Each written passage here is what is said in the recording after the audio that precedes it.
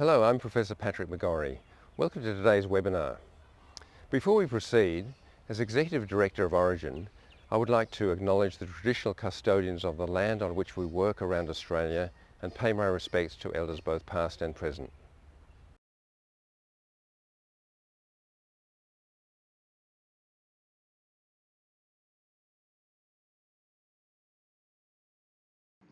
Hi, my name's Helen Nichol. I'm a clinical educator here at Orygen, the National Centre of Excellence in Youth Mental Health.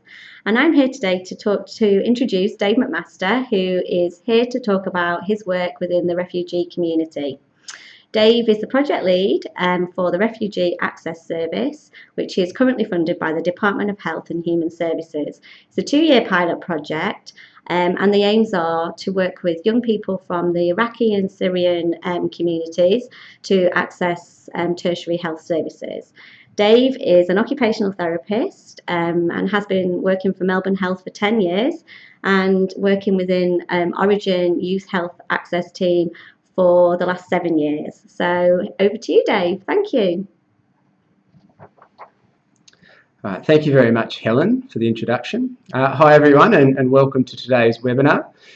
We've titled today's presentation, Keeping Up with the Abdulazizes, and it's focusing on working with people from traumatised populations. It's a bit of a creative title, but we'll get to that and we'll link in as we go. Okay. So today's session, basically I just wanted to give people a sense of what we'll be working through. So initially we're going to be looking at understanding why refugees need specialised services, review the idea around complex trauma and the clinical guidelines for this, what is the Refugee Access Project, and a case presentation that helps us see the project in action, and also for people out there where you can get a bit more information as you need to in the future. Before we progress too far, I would just like to touch on the fact that we want to make today a very safe space, and that we need to be aware that we'll be discussing some themes and topics that can be triggering for some members present. It is important for us to have a cohesive group and be conscious that each other and the members may have a lived experience and could be impacted by this presentation. And as a group, it's our responsibility to ensure we provide a safe environment. If any members watching online or in the future watching this feel unsafe and want to close down, that is fine. Please feel free to do so. We don't want people feeling pressured to be pushing through any triggers or difficult situations for you. So probably the best place for us to start in this space is to be discussing the differences between some of the terms you may have heard over the last few years especially. So because we're in Australia, I've used the Department of Health and Human Service definitions so that we can try and understand what the common language here is. So if we look at what a refugee is, they are a person whose asylum claim has been successful and has received a refugee protection visa. An asylum seeker is a person who has applied for a refugee protection visa on the Australian shore and is awaiting a decision regarding this application. And internally displaced people, we've had to use the UNHCR definition here because we don't really have those in Australia often, but they're a person who has not crossed a border to find safety. Unlike refugees, they are on the run at home. In 2016, the UNHCR released a global status report. Some of you may have seen these figures before, but it's a really good snapshot of where the global situation was in 2016. It's probably easier to look at this information from a bottom-up perspective, and reviewing that in 2016, there was 189,300 refugees settled globally. There was 10 million people who were identified as stateless, which is people that are not identified by any country as being a citizen. 22.5 million refugees, mainly in camps or awaiting to be placed somewhere globally, and 65.6 million forcibly displaced people. What's Australia's role in the refugee intake? So basically since the 1980s, Australia has had quite a steady intake in the humanitarian program of 13,750 refugees. In 2014-15, due to the ongoing crisis globally, Australia agreed to increase its participation in the humanitarian program and settling more people. So in 2016-17, we had the traditional 13,750 plus an additional 12,000 from Iraq and Syria. And then going forward, we'll have an extra 2,500 annually, which will be re-reviewed in around 2020. For those watching live, I'd encourage you to have a look at this video towards the end of today's session. But if you're watching the recording, now would be a great opportunity to pause and gain an understanding of what the human experience of trying to seek asylum is. The video that we've attached, titled Renea's Odyssey, is a story of a 20-year-old girl from Syria who is wanting to flee the war-torn city of Kobani and make it into Europe before the rules for refugees were changed. It really brings you into an understanding of what an individual and a young person's experience would be, rather than such a global issue that we see it more of an issue of people movement rather than individuals trying to fight for their own safety.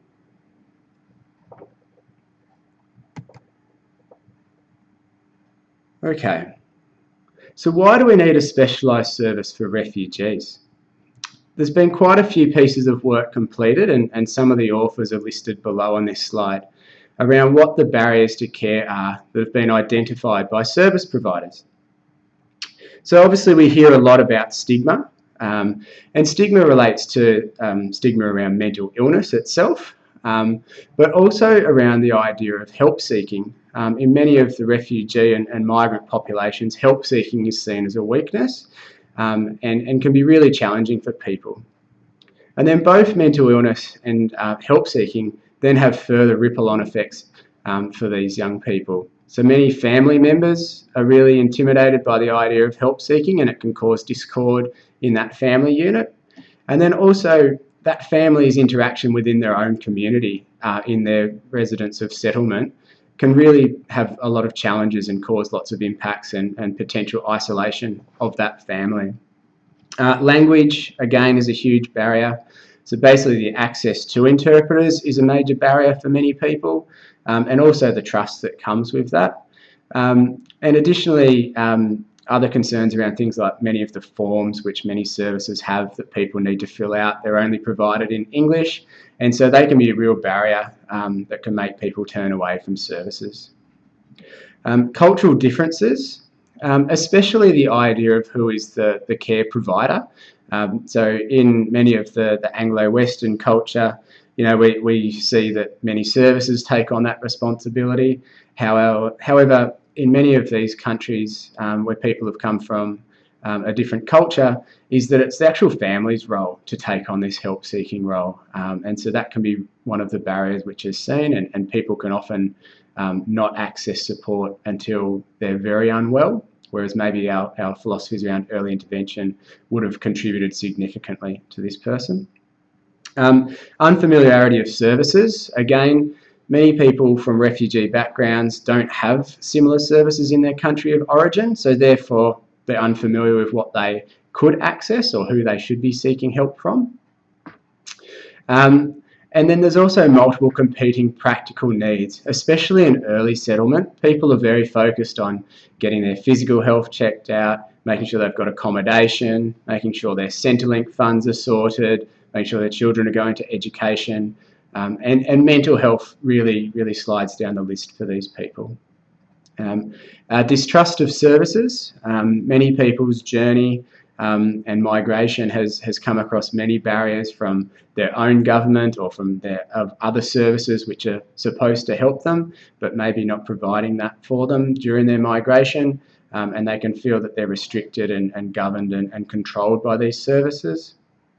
And then for many of us out there working in the field, understanding that there's an under-resource of services, and many agencies find that this under-resourcing really restricts how we can work in a bit more of a flexible manner with people of a refugee background.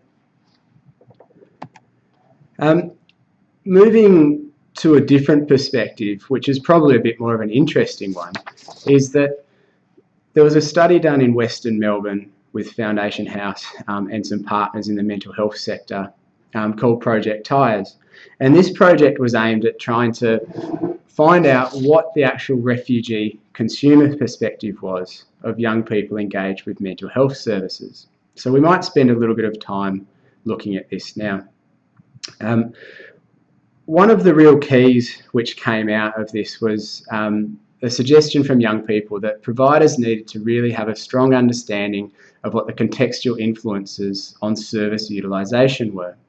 And so this is to have an understanding of the fact that there is a real strong preconceived idea among the communities around accessing mental health services and what it means to access mental health services. So basically, people would say things such as, you know, if you see a psychologist, you're a crazy person. Whereas it wasn't about actual what the symptoms were or why you were seeing them, it was just about seeing them. And there's also a strong impact on young people don't actually understand what constitutes treatment-worthy psychological concerns. So they're not familiar that you can get help for suicidal ideas, or they're not familiar with the ideas of depression. And so it's a real, I guess, misunderstanding as to what's available for them. Accessible and responsive services was another key factor that was identified. And there's some real simple ideas of how this could work better, is, you know, making sure that services are localised so that, you know, people who are unfamiliar with their city they've just arrived in can easily access them, or that they're co-located with other agencies such as settlement supports or trauma supports, or at least they have an outreach potential so they can get to where young people might be if they're having issues at school, for example. One of the other real keys to access is the idea of interpreting services. You know, there's a high expectation that people will learn English very quickly and that that's how they blend into culture in Australia. However, you know, many of the ideas which we'll be talking about are very sensitive and very complex, and so we actually need clear interpretation. And for many of the providers out there that have worked in this space or with people of different backgrounds, you know, you'll be quite relieved to hear that many of the young people report difficulties with interpreting services and feeling that they don't trust exactly what they're saying, or potential issues around confidentiality. But most impressively was that they also have the same experience where you hear a lot of content being spoken about by the actual client, and then the interpreter just says no. And you're like, that doesn't make sense, there was so much content. They have the exact same experience going the other way. So it's something to be very conscious of. A nuanced approach to cultural sensitivity. This is a very interesting point, and I think people may get a bit caught up with this cultural sensitivity.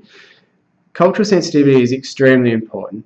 Many young people really would like clinicians working with them to have an understanding of what their values, what their beliefs, what their roles may be within their culture. But it's really important to not hold on to this too strongly, because then we get into the case of potentially stereotyping people. What's really important is to understand that individual and that family's roles within these cultural sensitivities and what's important to them. And the best way to do that is to be culturally curious and actually ask them to share some of that information with you so you can understand it at an individual level.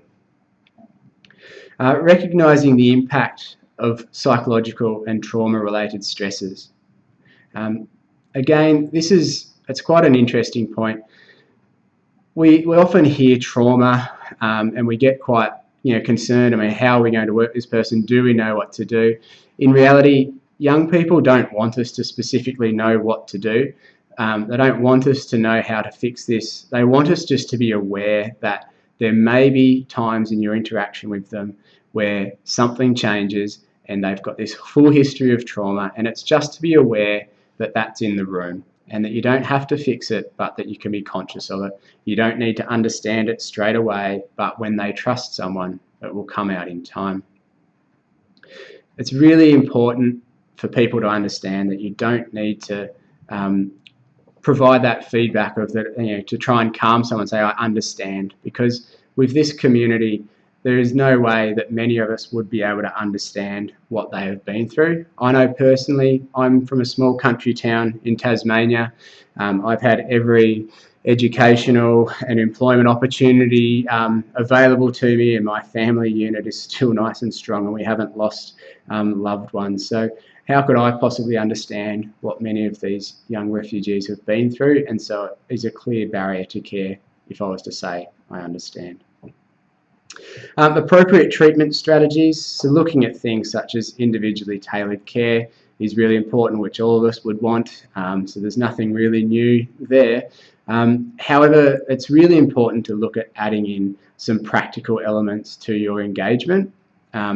People from refugee background are going to take time to build rapport and want to speak with you about many of their more deeper psychological concerns. So actually finding avenues to provide that practical support is really important.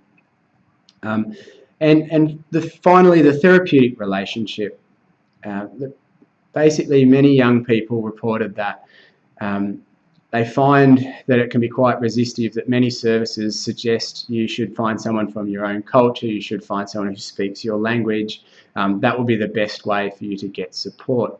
However, they actually find that often people from their own culture or their own language, they can be quite judgmental about their problems, they can be fearful of confidentiality and things getting spread out in their community. And what they're really after is someone who shows them some care, shows them some concern, and that they can then trust. One of the quotes which came out of this study, which was really important, was, it comes down to just how human someone can be. So if you're able to demonstrate that human emotion and that care, it's really going to help build that therapeutic relationship. Okay, so what we'll do is we'll move away from the specific refugee sector for a few seconds to focus on trauma versus complex trauma, and then we'll come back and show how this links in and talk more about the project. So we've utilised some of the information from the Blue Knot Foundation, which is the National Centre for Complex Trauma. And so we're just going to talk through some of these things. So trauma itself is very common. Some of the recent statistics I looked at suggest that about 90% of the population at some point in life will experience a traumatic event. I mean, people can be traumatised in different ways and different situations. For example, natural disasters, accidents or car accidents or accidents at work, being betrayed in relationships, and or being abused or victimised. Single incident trauma occurs as a result of a one-off event and is commonly associated with PTSD. And that could be something such as a bushfire, a flood, a sexual or physical assault in adulthood. However, most people who have trauma-related problems have experienced multiple traumas, and when their trauma is not resolved, i.e. they've not recovered, it is known as complex trauma. Complex trauma is usually interpersonal, which suggests it occurs between people, and involves being or feeling trapped. It is often planned, extreme, ongoing, and or repeated. People who have been exposed to complex trauma will often have difficulties such as these listed below, such as shame, trust, self-esteem, identity issues, issues within relationships, issues regulating emotions, and physical and mental health concerns. People affected by complex trauma often also use a range of coping strategies. These can include things which are generally other ways of control, so things such as alcohol and drug use, self-harm, or restriction when it comes to their eating patterns. And many of the precipitants of complex trauma include things such as child abuse or other adverse childhood experiences, domestic and family violence, civil unrest, war trauma or genocide, cultural dislocation, sexual exploitation, or being re-traumatised in later life. The Blue Knot Foundation also provides some complex trauma practice guidelines. So basically, there's 21 guidelines which are really prominent, that were really helpful for people to understand some of the different ways they could engage with people who have experienced complex trauma, and give you some really great tips around some of the ways which even some basic adjustments to what you're doing may really make a significant difference. I've attached the link at the bottom of the page. I'd encourage people to have a look at these. As there's 21, we don't want to go through all of them today. However, I guess they mainly cover themes such as environmental factors around working with people with complex trauma, such as, you know, where the location of the service should take place, what the space will look like, and what the time frame of sessions might be. Managing disclosure of trauma. So making sure that as a clinician you're in a position where you're readily available to receive trauma if it's disclosed to you, and also understand that there might need to be a flexibility around that, and it may actually come when you're unprepared, and also having some understanding of some of the neuropathways in the brain and how they're impacted on by trauma. Therapeutic techniques, so looking at what techniques you have skills in and how you can incorporate some of these guidelines around complex trauma into them, and also being aware that sessions may be derailed and go offline of what you're expecting, and being comfortable with that and showing that you're able to receive that from a person who has been traumatised. Phased and individually tailored care. So again, you know, individually tailored care and focusing on what's important to this person. But phased care is basically, there's three sort of phases we're mainly speaking about. So phase one would be the idea of establishing safety and stabilisation with this person so that they feel that they're contained when they're with you. And then we'll be looking at, I guess, trying to understand the processing in phase two, and then moving on to how we adapt the understanding into everyday life so that there's less hiccups for people, and less incidences of being re-traumatised or having some of the difficulties we mentioned earlier. And then finally, the often forgotten area, which is the clinician self-care itself. Many of us feel that we have to work harder all the time, but we don't take ourselves into account. And so working with people who have had complex trauma can be really difficult. It's really important to ensure you have your own supervision and have your own boundaries around the work you do. One of my colleagues from the Hype Clinic, Friffa Melville, recently gave a presentation on vicarious trauma, and I think that's a really important thing for people to be considering as well. So if we look at this and move back into the refugee space, you might find that many of the themes we were just discussing around complex trauma really resonate within this slide as well. However, refugee trauma, it's really important that we actually look at what constitutes refugee trauma. Many people who we speak to in Australian society really can acknowledge the pre-migration trauma that we speak of here. So things such as the war, the conflict, the persecution, the loss of loved ones, the murder, the treatment that many people have had, you know, by governments or by other agencies which have come into countries and have threatened and intimidated, and how they have controlled people.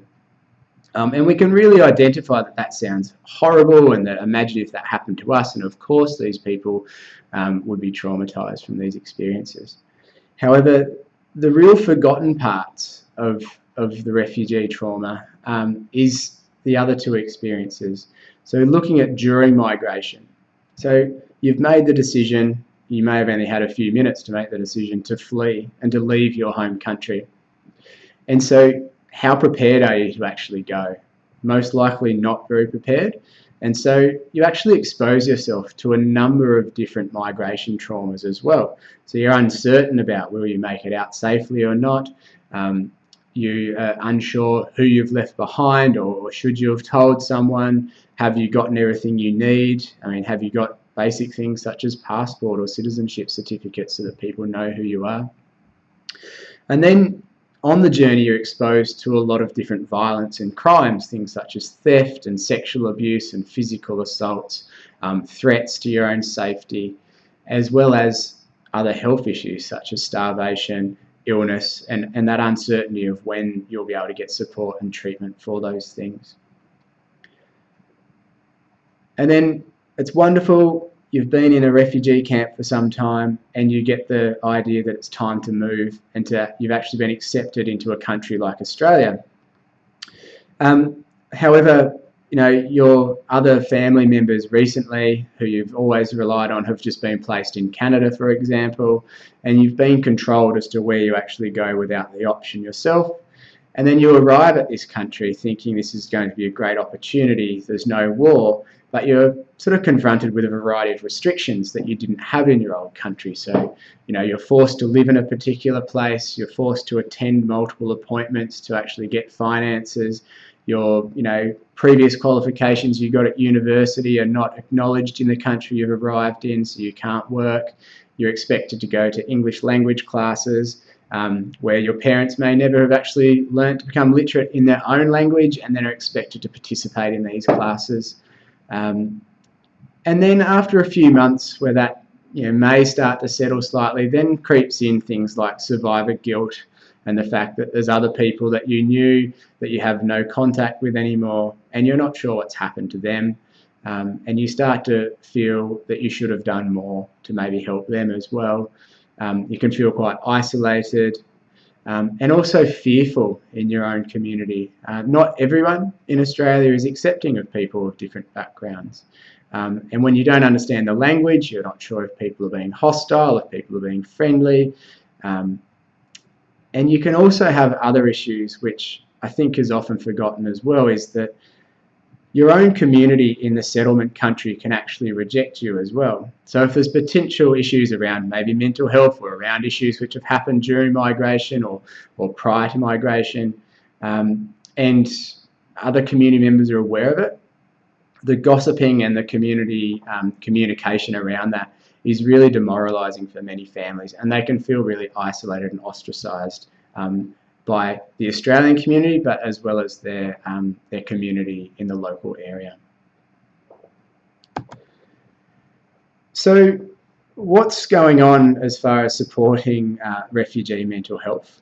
So in Victoria, Orygen Youth Health was asked by the Department of Health and Human Services to provide a new specialised, culturally safe, trauma-informed triage, assessment and mental health linkage service for 0 to 24-year-olds of Iraqi and Syrian background living across the northern and western parts of Melbourne.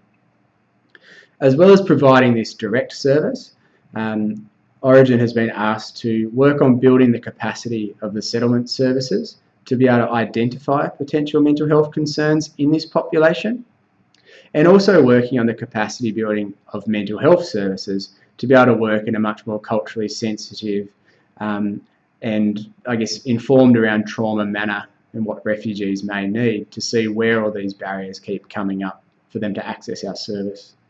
Concurrently with this project, our partners at Foundation House, who are the torture trauma specialists in Victoria, are developing a community of practice of mental health practitioners as well as other practitioners to be able to share knowledge around working in this space. And they're also working on a community mental health literacy program where they're using their bicultural workers to build relationships in these communities and provide education sessions around health and especially mental health to try and break down some of the stigmas which are built up in the communities.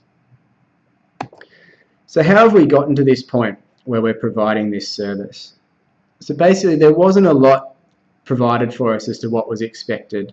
And so we needed to try and find out what was going on in the community already and what we could take on board as really strong avenues to build this project. So we met with many of the immigrant health services, including the Refugee Health Service in Monash in Melbourne's southeast, as well as the Royal Children's and the Melbourne Health Immigrant Health Services. And North Western Area Mental Health Service had quite a strong foothold working with many of these communities in the northwest region of Melbourne, which is where there's a high population of the Iraqi and Syrian cohort. We reviewed our current triage and assessment processes and looking at where the barriers might be coming up, and we completed interviews with many of the settlement and torture trauma agencies such as Foundation House, AIMS and Spectrum here in Melbourne. We reviewed some of the initial literature which has been provided, as we've sort of covered in this already, and we also enhanced our mental health partnerships and pathways to try and eliminate some of those gaps in people's care and transition points. And part of the way of doing this is constructing a strong steering group of many of the key players when it comes to child and youth mental health across the north and west of Melbourne, including Orygen Youth Mental Health, the Royal Children's Child and Adolescent Mental Health Service, the Austin CAMS Service, North West Adult, Foundation House, Headspace, and the Primary Health Network. So with all of this input, we've come up with a pilot model that we're going to be trialling over the next 18 months and making adjustments to. So basically, this model has been constructed with the steering group's approval, as well as the approval of the community advisory group of Iraqi and Syrian members, and we're presenting it to the Refugee Youth Migrant Advisory Group shortly. This will be a 3-monthly cycle where this will be reviewed and changes will be incorporated into this pilot. So we'll step you through it and then we'll go through a case presentation to try and gain further understanding of how this works. So basically the access point, we identified that having mainly on-site presence at our own mental health services wasn't working, and so therefore we've sent clinicians out to have on-site time at settlement and trauma agencies. This happens for 4 hours a fortnight, where they can be available for for caseworkers to discuss any cases which they're seeing that they might have some concerns for. At that point, we're wanting to free up that as a secondary consultation, and if there's anything which is highlighted that's concerning, we'll then investigate further and encourage the idea of maybe an assessment. We'll reduce the triage process as well in that same model. So if there's any idea that we think this person's going to warrant an assessment, we'll do the assessment face-to-face rather than trying to chase the person with a blocked phone number and get more information before we see them. Assessments will be conducted in a joint nature with the referrer or a trusted support present, and the location will be either where that trusted support is based, at the home, at the school, or the desired location of the young person or child we're looking to see. And we're planning this over multiple sessions. So the first session isn't we'll meet you and make a decision today. The expectation is that this session will be one of 3 or 4 sessions, including one which will have one of the medical practitioners present. Linkages, so there's lots of navigating of systems behind the scenes which can be quite difficult and can cause people to drop off from engagement. So that role falls to the Refugee Access Service staff to do that behind the scenes and take the responsibility away from the child or the young person or the family.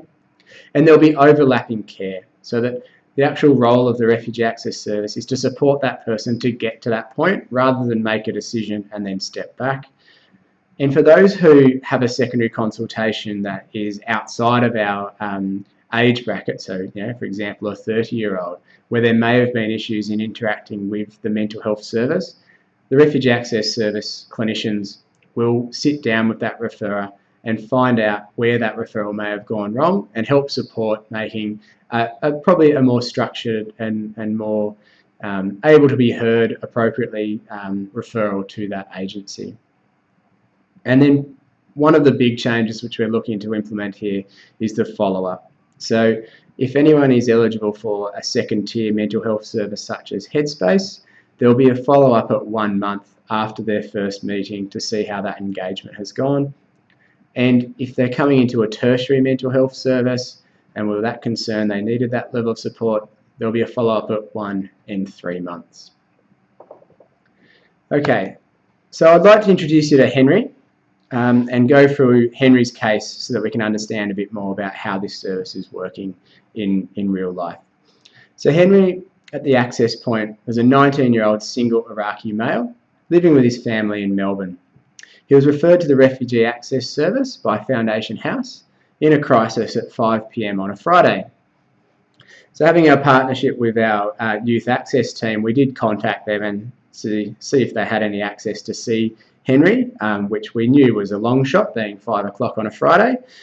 So unfortunately, Henry was unable to be seen and was encouraged to go down to the emergency department with his foundation house worker. Henry was mainly concerned about the fact that there was lots of domestic violence at home and didn't feel safe to return. After a long wait in the emergency department, Henry was admitted overnight into the inpatient unit. However, there was no interpreter provided, and so that decision was made via collateral from the worker that was present. And following a 14-hour admission, Henry decided to self-discharge the following day because he didn't like the environment in hospital, and also reports that there was an inadequate interpreter present for that part of the medical review the following day prior to leaving. And then we didn't hear any more about Henry until 6 days later, when our clinician was actually on site at Foundation House again, and just in passing asked the referrer how did that end up, and they updated that basically Henry was discharged the next day and there was no mental health follow-up arranged. So we offered that maybe the Refugee Access Service could take this role. Due to that experience, though, there needed to be quite a bit of planning go on. And so we utilised the foundation house worker significantly to really help Henry to understand that this would be a different experience, because he was initially refusing to see our service due to the role that he had in the inpatient unit. But while we were waiting for that to take place, we managed to get a bit more collateral to try and understand what was happening for Henry. So we noticed that there was a report of the domestic violence concerns. However, all the other information suggests that Henry has been the perpetrator rather than the victim. There's been a couple of reports from police that there's been intervention orders taken out against Henry by his family, but not the other way around. We're aware that there's some unspecified trauma which Henry has not really disclosed to anyone at this point, and there's a report that he has an IQ of 56. IQ testing with the Iraqi population is something which is hard to take at the face value, because there's lots of information coming out that it's not specifically valid due to not having a good comparable education level that many people have experienced in Iraq. We also found out he was already prescribed Cymbalta at 60 milligrams by his GP for depression, and that his family had not really had much contact with any of the services he was engaged with. And the notes from the emergency department, although it was from collateral, suggested possible auditory hallucinations and suicidal ideas. So session 1, which was approximately a week and a bit after the discharge from hospital, we sent out our psychiatrist because we thought we may only get one shot at seeing Henry, and so we want to try and get as much of a picture as we can so that we can understand his situation. So he presented with what was considered an intellectual disability. He referred to some internal voices when there's conflict with his family, and identified depression and suicidal ideas, and the psychiatrist acknowledged that there was trauma present. Henry wasn't really keen to speak about his psychotic symptoms, and it was a bit of an interesting presentation or affect. So we're trying to figure out that he presented with somewhat of a blunted affect. So was it that he was quite guarded? Was it the fact that he might have a low IQ? Or could it be that his trauma experiences are resulting with this? One of the other real interesting factors which we are seeing with many of the Iraqi boys especially is that they don't identify any hobbies or interests. So we were unclear if it was anhedonia initially versus actually never having learnt any hobbies or interests. And it seems that it's more that they haven't had the opportunity to learn how to play or how to have interests, which is something we definitely take for granted, and can often report that they spend their time sitting in their bedroom staring at the walls. At that time, the psychiatrist didn't want to jump to too many conclusions because it was a bit unclear, but we felt that he could definitely benefit from an increase in his Cymbalta, which Henry was not overly interested in until the psychiatrist phoned his GP and discussed it over the phone, which the GP agreed, and then the GP spoke to Henry over the phone with the psychiatrist present, showing the benefits of the trust in a worker that Henry already knew. A week later, Henry was seen again, and he was still not wanting to discuss his psychotic symptoms. However, he did disclose that he hears a voice most days of the week that sounds like the devil and tells him to do things, but he feels a lack of capacity to resist this. He appeared quite distracted and guarded, and again was not wanting to speak to mental health services. The following day, his GP saw him again and actually commenced him on an antipsychotic risperidone at 0.5 milligrams. So we felt that there was a strong need to link Henry into an early psychosis service at this point. So we referred him into Orygen's EPIC program, and he was allocated quite quickly, which was good. In the third session, Henry presented much more relaxed with services. He was still not wanting to discuss his symptoms, but had a much warmer engagement with the clinicians. He was open to meeting his newly allocated case manager, and he appeared less distracted and guarded with the service.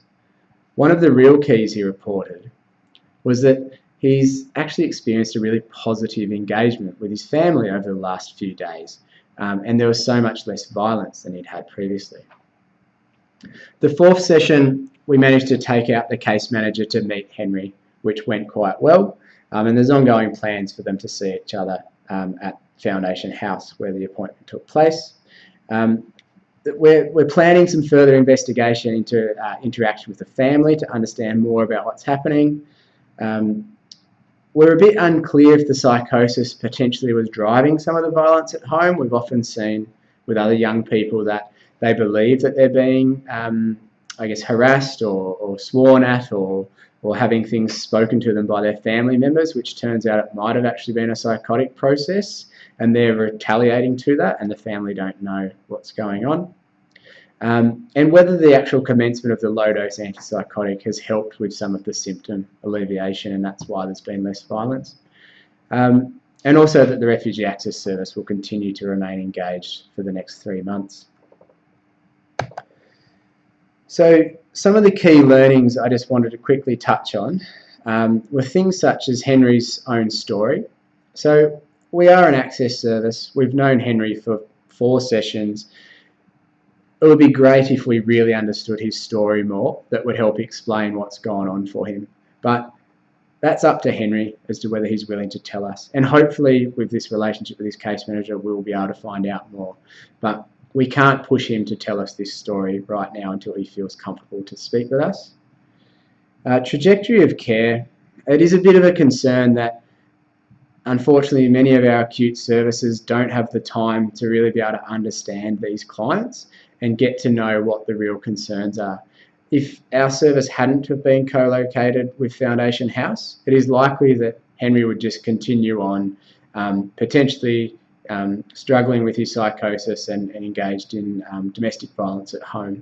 Whereas instead, with this partnership being present and being able to follow up, Henry is now engaged in a first episode psychosis service, is on treatment, and his trajectory looks much better. Promoting safety. So it's really important to understand how we can make this client feel safe in our engagement. And so having our clinicians present in a trusted environment with trusted supports has really allowed us to engage Henry. And that collaboration with trusted supports, such as the Foundation House worker and the GP, have made a real prominent difference in Henry's current trajectory. And a couple of final, general things which I'd like to hash out with people and suggest is things such as trust and the therapeutic rapport building. Again, with this case with Henry, he wasn't overly interested in seeing services, but he was also not completely rejecting the services, and over time became more comfortable that he recognised that these clinicians were caring and trusting and wanted to support him as much as possible. Making the interaction a shared learning experience. So much pressure is put on refugees when they come to Australia to adhere to many of the cultural values in Australia, get to your English language classes, attend school, follow all of the requirements. However, if you really want to engage this community, some very simple things can make that very easy. So, if you show some interest in their culture and their background, if you take the time to learn a few simple phrases in their own language, you'll find that automatically you're much more welcome and people find it a much more pleasant engagement. I've been practicing my Arabic a bit with my marhaban for hello and shukran for thank you. And it's really amazing how much it brightens up people's engagement with you. And then finally, I'd just like to touch on what a lot of people see as one of the difficulties in this population is looking at the cross-cultural differences. However, I'd like to sort of highlight more, there's a lot more cross-cultural similarities than differences. And it takes me to reflect on a 16-year-old girl that we met quite early in this project, who also had an 8-month-old son, and the father wasn't in the country. And there was lots of issues around control, difficulties with the family, some self-harm, for example. And as per usual, often with young females, the mental health assessment doesn't go overly smoothly and was very guarded and not wanting to disclose much. But it wasn't until we started to say, well, what do you do when you're quite distressed or upset, that the young lady became a bit more vocal. And she mentioned that she watches trashy reality TV, and I suggested, that it's not like those Kardashians, is it? And she said, well, yes, but it's the Arabic equivalent, the Abdulaziz sisters.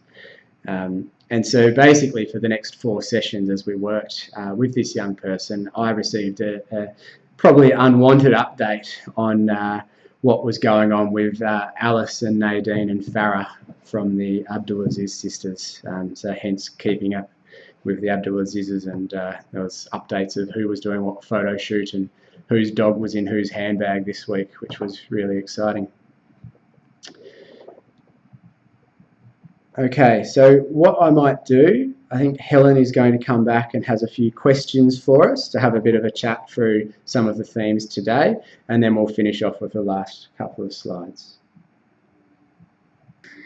Okay, so thanks, Dave. That was really interesting. I particularly liked hearing you talk through some case examples, and I guess both of those young people's stories. And in particular, I guess the 3 kind of things that I came away thinking about was in terms of the engagement of the young person, but also the partnerships that you're, I guess, really partnering not only with the young person, with the family, but also with the services, and then navigating through what's a hugely complicated system for us, and let alone for people who arrive here from other countries, with all those barriers that there are as well. So it was really, really great presentation. Thank you.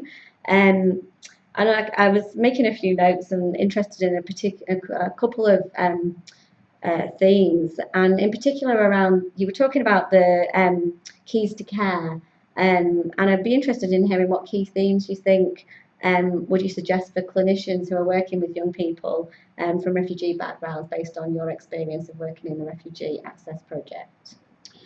Yeah, for sure. No worries. Look, I guess one of the things I'd really like to highlight is this is an access service, so much of the engagement is aimed at being short term. So a lot of what I'm going to suggest is probably good, for brief intervention or initial interaction with people, but it can carry across the rest. I guess one of the keys that I'd really suggest is the actual environment where you see someone. I know that services can be really, really busy, and it can seem much better if you can get them to come to your site because it's less time travelling. However, what we're finding is that the young case Henry I just spoke about didn't miss an appointment, which is almost unheard of in tertiary mental health. Someone normally misses an appointment somewhere. And I think it was really the key that it was such a safe environment for him where his trusted supports were. And it's the same when we're doing home visits. People are at home or people are often at school. Whereas if we rely on them to travel long distances, we're actually wasting our own time by booking multiple appointments. So I'd say choosing a really good environment is one thing. And this is can be an element of a joke amongst our team at the moment sometimes, but what we really need to see is that when we do see someone, we almost need to set aside 5 to 10 minutes for practical life admin. So basically, think about how much mail you get at home and how much you just throw away because you just don't need that. Some of these young families, they're getting letters from real estate agents where they're concerned about the safety of their rental property, and it's just another different agency saying, hey, have you considered selling your house recently? There's such great gains here. And they're really worried that that's a potential eviction notice or something like that. And another client, we actually got a letter where they had lost their phone recently and their wallet on a bus, and the actual letter was from the bus company saying, "We found your wallet and your phone," but they didn't know because they couldn't read it. And so then we were able to plan some of those practical things for them, which is really important, and they really value that time for you to do that.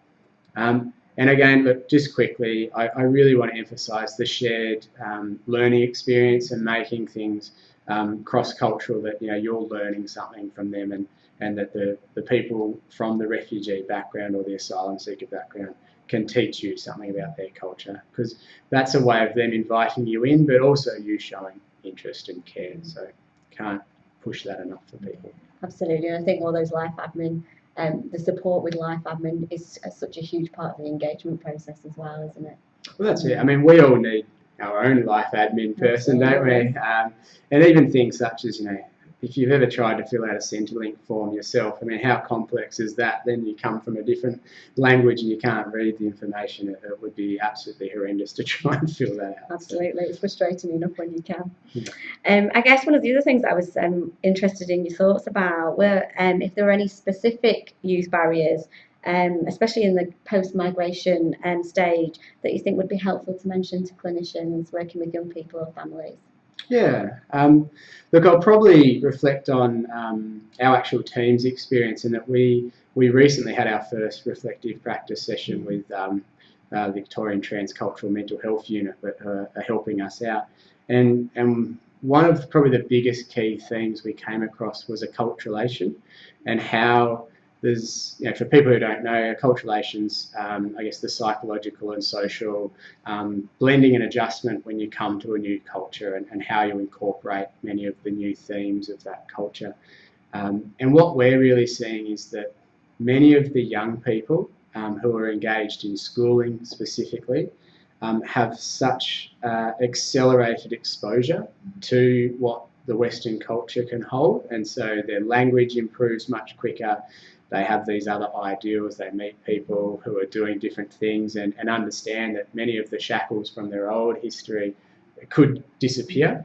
But their families are often still stuck at home. Their parents aren't picking up English as quickly, they're not getting out of the house, they're not meeting people from different cultures, and so that real generational gap is really prominent. And some of our colleagues in our team, we've had some difficulties around many young people choosing to almost flee their family after a period of time, because you're concerned that they're feeling the pressures of needing to stay with that family and that cultural belief when they don't want that, and they're getting flooded with these opportunities to not be there. So I think it's something for people who are working with youth and children to understand, especially, but also if you're in the adult system and you're working with a family or a parent, understanding that this is something that they may, a further challenge which they're going to have to undertake in their settlement and their migration to Australia.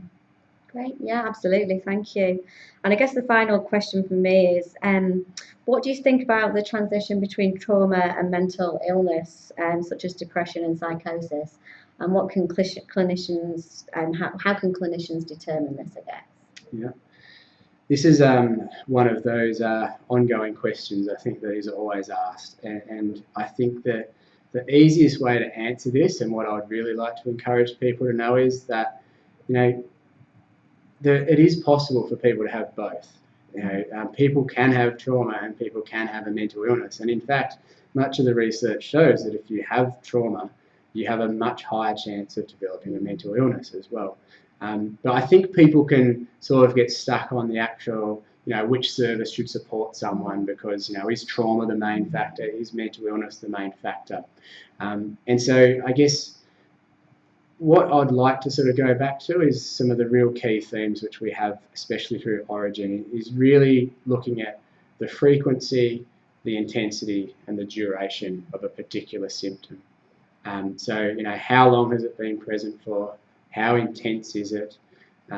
Is really key to determining if this symptom is something which is linked to ongoing experiences based around trauma, or is this something new, which is looking like it's a developing mental illness? And also needing to be aware, has there been some form of trigger that has caused this? So has there been some form of re-traumatisation which has resulted in this change, or has this person been, progressing fine, and all of a sudden we've started to see these things creep in? Would probably where you'd see an emerging mental illness on top of trauma. Yeah, absolutely. Thank you. Thank you for answering those questions. No worries, thank you. So there's a couple more slides just to finish up, so I just think we'll roll through those quickly. So basically, just a quick look at the evaluation. So this is a pilot project. There is approximately 18 months to go, and so we're basically going through an ethics proposal at the moment for some of this to be able to take place. But much of what we're looking at is trying to understand how wide this service reaches, what are some of the key activities it does, are some of the themes of cultural formulation incorporated into its daily tasks, what some of the experiences service providers who are referring to this agency have when it comes to accessing care, what some of the agencies receiving referrals from the Refugee Access Service, what their experience is, and also what the experience of child, young people and family are in this space. And hopefully at the end of this we'll be able to really articulate what the specific model is, and that model can try and be incorporated into many other CAMS and KIMS services across the country to try and help with this space. Great. There's a few resources as well which people can utilise. We've tried to make these as national as possible, so basically if you're interested in anything around a visa status or trying to understand some of the visa situations, the Department of Home Affairs website has much of that information. If you're looking for a settlement agency that can support someone you're working with, this link here, which is the Department of Social Services, they have links to all of the different statewide agencies. And then if you're interested in a torture trauma specialist service, fast.org is the place to look to. Again, covers every state. Some of the feedback from many clinicians we've been meeting with has been about wanting to understand what's going on in Syria and Iraq a lot more. And so we've tried to provide a few shortcut learnings. I found these really useful when I was starting this project to really get my head around it. So I'd encourage people especially to look at the podcast By the End of History. It is a very fast podcast. The guy speaks very quickly, and he is trying to cover a lot of territory in a very short period of time, but it really gives a good sense of the history in Syria since the 80s, and then also what's happened from about 2009 onwards to end up in this situation. And then also there's a documentary, Hell on Earth, the Fall of Syria and the Rise of ISIS.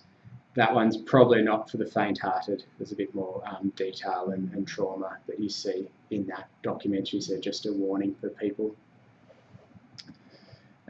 Here's a list of some of the key project references. The list continues to grow, so these were some of the initial ones we mentioned earlier as far as the initial review. And then finally, I'd just like to send out a huge thank you to the members of the Refugee Access Service that have come on board. They've made a very streamlined transition into the role, and it's wonderful to see their involvement. And our steering group members and other partners, look, in reality, because of their passion in this space, they've come on board with no concerns and have attended all of our meetings and are really driving this and want to see this work for everyone, even though they're not the lead provider, which is wonderful. And then finally, a real massive thank you to Catherine Monson from the Orygen Youth Health Community Development Team and the coordinator of that team. Her passion in this space and her desire around social justice and providing care for communities which need a bit of additional support has been pivotal, and she's brought much of this together as well. So I just want to send a big shout out to Catherine. Great, thank you very much, Dave. It was really, really interesting to hear from you, so thank you. Just to also let you all know that there are a suite of different resources on our website. Many webinars are being released at the moment on different themes. But also, if you are interested in finding out more about this particular topic around trauma-informed practice and care, then there are webinars, modules, and clinical practice points that will be also soon released. So keep an eye on the website or follow Orygen on social media, and you'll see as they're released the dates and be able to follow the links for that. So great, thank you very much for listening, and we hope to hear from you soon. Thank you. Thank you.